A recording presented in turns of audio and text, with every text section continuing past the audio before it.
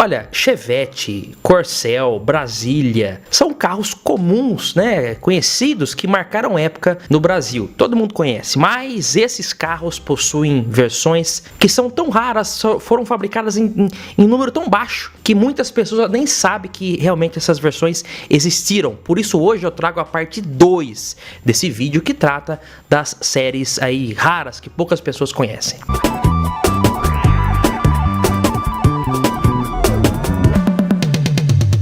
Olá amigos do canal PL, bem-vindos! Nosso vídeo começando, eu peço gentilmente a você que se inscreva em nosso canal, porque daí o YouTube vai recomendar cada vez mais vídeos como esse, repleto de nostalgias automotivas e curiosidades. Não custa nada e você realmente vai ficar por dentro do mundo nostálgico aqui do canal PL. Começando a nossa lista com o Chevette, mas o Chevette País Tropical. Essa versão foi a primeira série especial do Chevette no Brasil, lançada em 1976 e disponibilizada somente em maio e junho daquele ano. Segundo apuramos, cerca de apenas 300 unidades foram fabricadas na cor marrom ou bege. Foi o primeiro carro nacional a vir de série com rádio toca-fitas, que nesse caso vinha também com a fita cassete com a música de Jorge Benjor, que deu nome a essa versão País Tropical.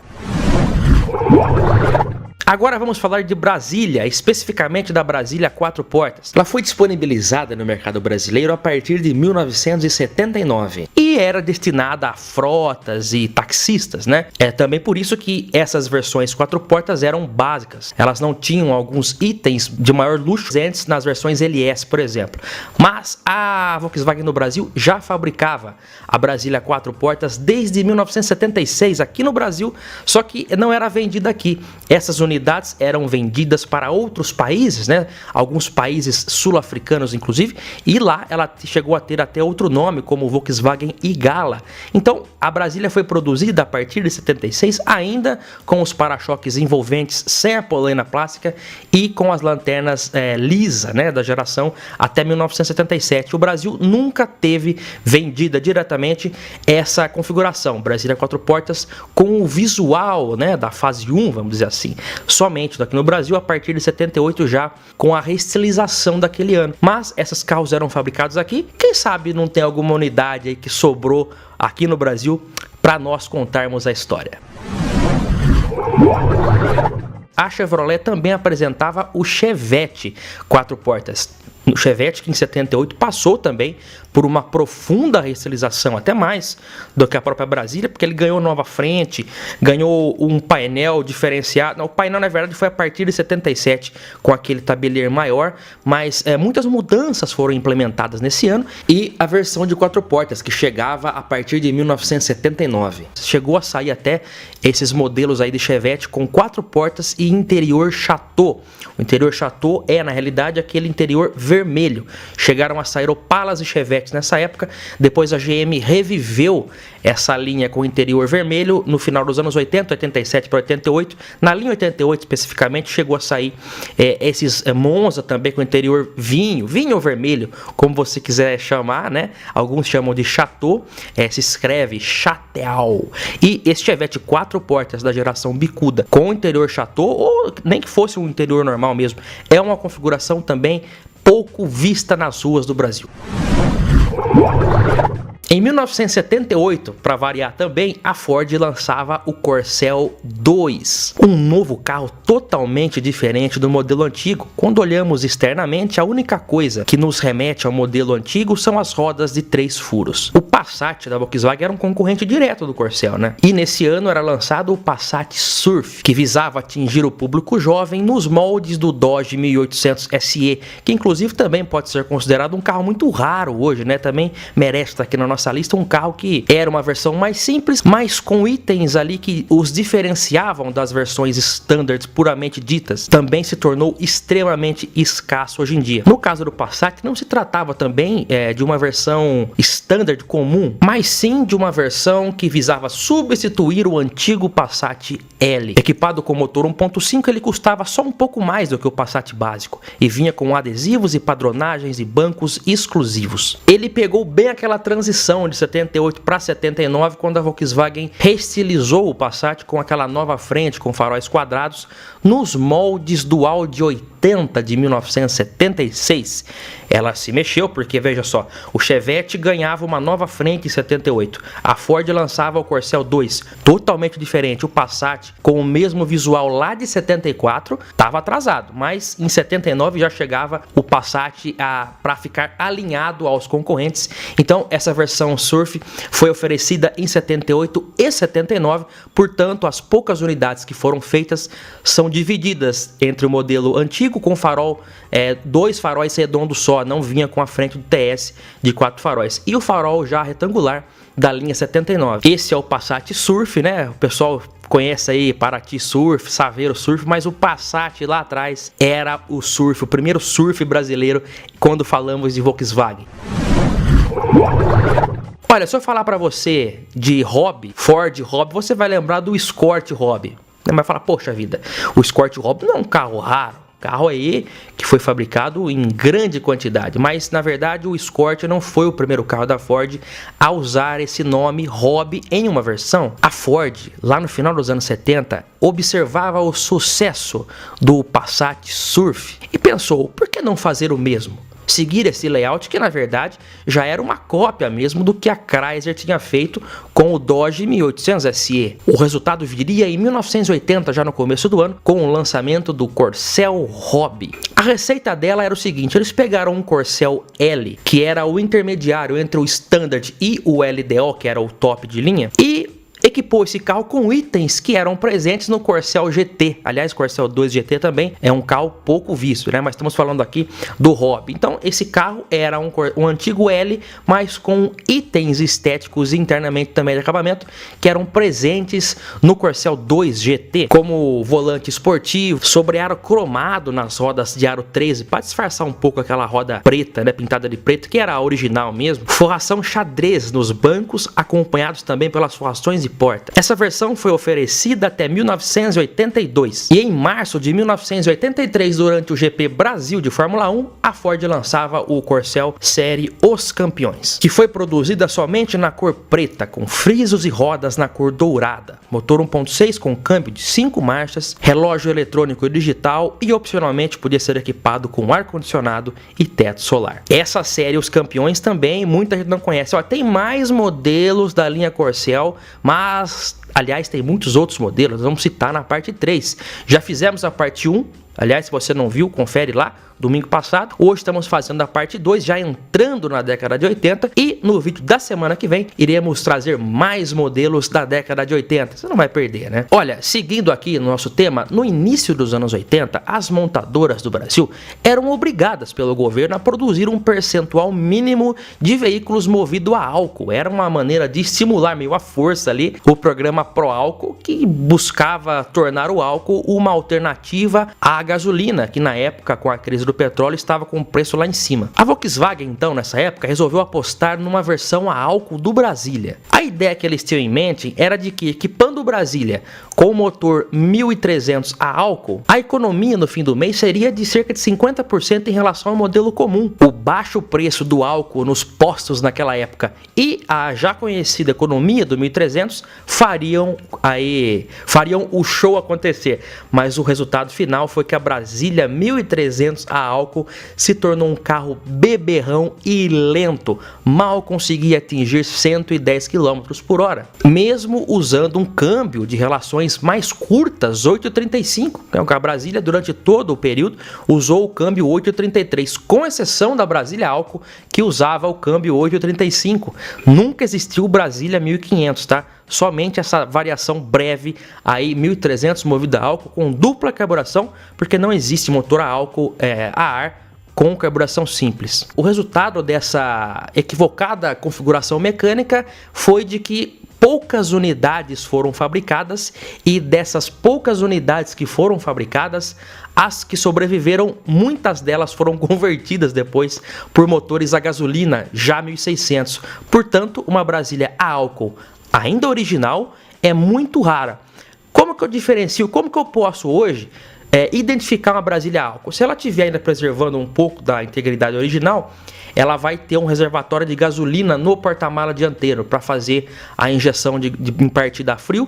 E se o motor já tiver sido trocado, o que é provável, o câmbio provavelmente ainda é o mesmo. Eu de cabeça agora não vou lembrar, mas a numeração do câmbio é diferente, é um câmbio de relações mais curtas. Então fica aí o nosso registro da Brasília a álcool, hoje também um carro raro. Olha, de maneira geral, todos os veículos fabricados pela Chrysler do Brasil tiveram o seu número de produção reduzidos anualmente depois daquele impacto grande da crise do petróleo em 73 para 74.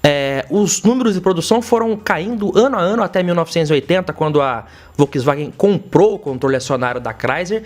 Inicialmente, assim como fizeram com a WEMAG, eles até anunciaram que os carros Dodge iriam continuar em produção, o que de fato não aconteceu.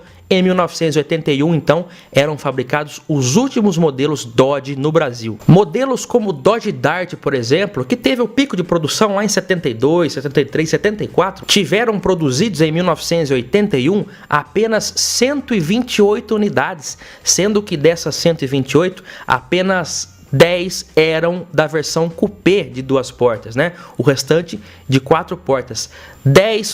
Somente 10 unidades sobreviveram. O Dodge Charger RT foi fabricado até 1980 e também teve um número baixo nesse ano, que foi o último, apenas 55 carros. Então, por essas e outras, pela aquela balbúrdia que aconteceu também nos anos 80, em que muitos carros foram destruídos, é por essas e outras que esses carros hoje são muito raros de se encontrar e também são muito caros. Realmente, no fim da produção, o número era muito baixo em todos os modelos.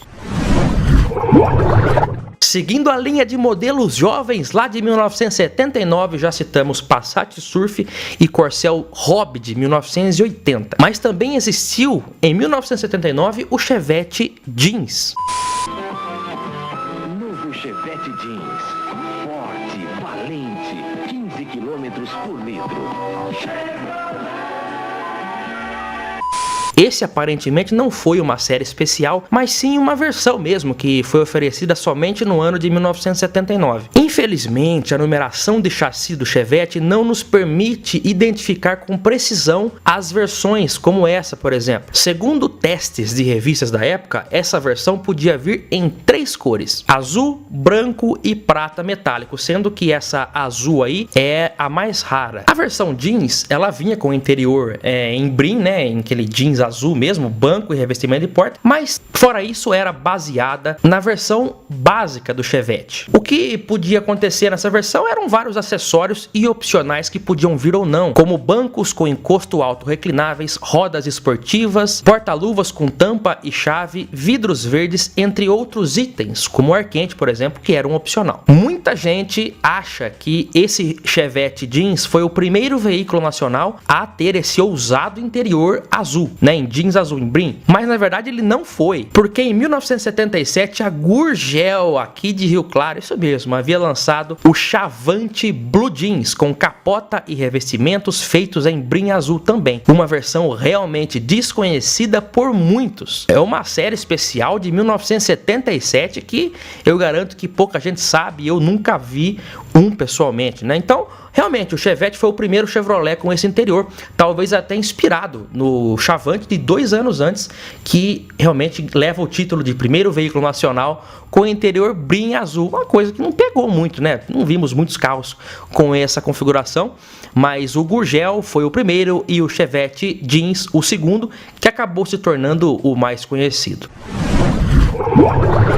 Olha, agora um Fiat na nossa lista, o primeiro, né? Fiat que chegou por aqui em 1976 com o Fiat 147, lançava a primeira picape comercial leve do Brasil em 1978, que era a 147 picape. É quase que um 147 cortado, porque o tamanho da carroceria era o mesmo, né? Não era alongada, o que aconteceu depois. Esse modelo ficou conhecido como saboneteira. Foi fabricado em 78 e 79. Em 1980 foi lançada uma versão ainda com a frente alta, mas com a caçamba alongada.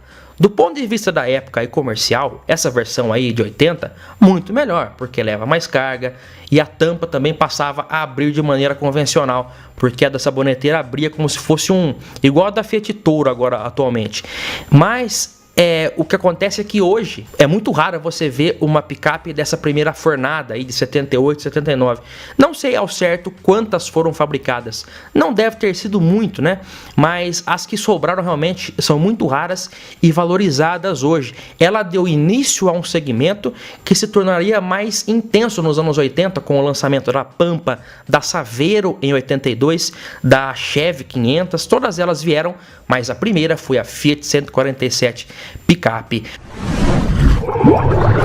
O ano era 1982 e o Monza era lançado como o primeiro carro mundial da Chevrolet aqui no Brasil, embora o Chevette já tenha sido uma espécie de carro global mesmo. Para aproveitar o bom sucesso do lançamento, a concessionária Chevrolet em São Paulo, Itororó, resolveu lançar uma série especial produzida por ela mesma. Era o Monza Clodovil, que contava com a assinatura do estilista Clodovil Hernandes, que na época apresentava o programa TV Mulher na TV Globo junto com a Marília Gabriela. Esse modelo aí era feito pela própria Itororó, não era uma versão especial da própria Chevrolet, né? E era montado em cima da versão SLE, que era mais completa. Até itens que eram opcionais na SLE, como vidros e travas elétricas, toca-fitas, contagiro, eram de série no Monza Clodovil, além de bancos em couro com a assinatura do estilista, um jogo de malas feito sob medida para o porta-malas do Monza Hatch e adesivos com a assinatura de Clodovil Hernandes. As cores disponíveis eram ouro, marrom café, azul noturno, vermelho sangue, azul esverdeado e branco. Bastante opção de cor, mas infelizmente essa versão não fez muito sucesso. Apenas 12 unidades foram fabricadas pela Itororó, né? Essa personalização que contava inclusive também com aplique de acrílico entre as lanternas traseiras. E embora não tenha sido uma série especial da própria GM aqui no Brasil, ele pode ser considerado sim uma das versões mais raras do Monza no Brasil. Olha, esse vídeo, olha o tempo.